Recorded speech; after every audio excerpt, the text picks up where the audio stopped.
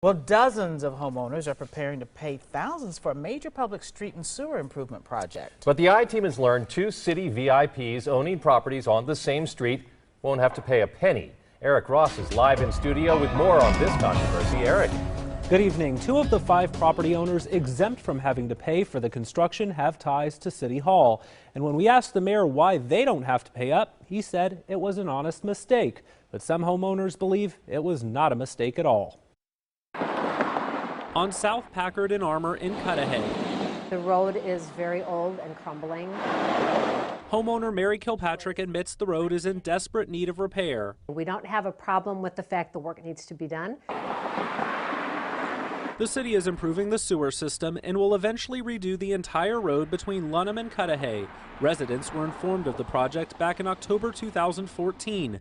The I-Team obtained this letter telling 59 homeowners they'll be on the hook for 80% of the costs. That amounts to about $8,200 per homeowner and more than $13,000 if you own a corner lot. Should a homeowner have to pay 80% of the cost to repave a major thoroughfare into the city? That doesn't make sense to us, especially when others have not had to do so. The I-Team uncovered that since 2003, the city of Cudahy assessed 10 street reconstruction projects.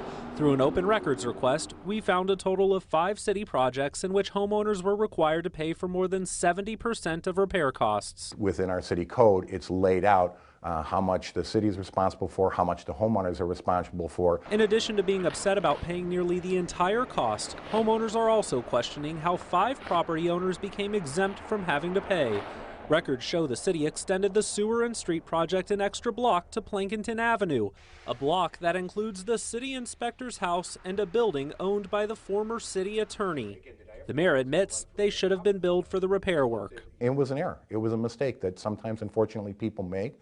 And when that happens, I need to go backwards and make sure, find out that 1, that the error doesn't happen again, and 2, what we can and can't legally do to correct the error. It doesn't seem fair that they're not being charged and we are. Diana Vandegrift lives at the corner of South Packard and East Allerton. She believes the city is wrong for dumping the majority of repair costs on homeowners like her. I have to put my house up for sale. I can't keep it up.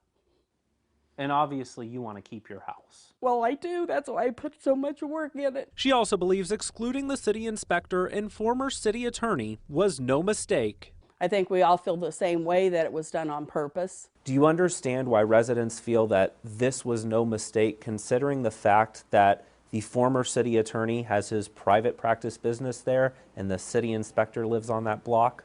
I understand from a citizen's viewpoint, because again, I am a citizen of this community. All right, I understand for their viewpoint, they may think that this was done as a deliberate act. Furthest thing from the truth. An error was made.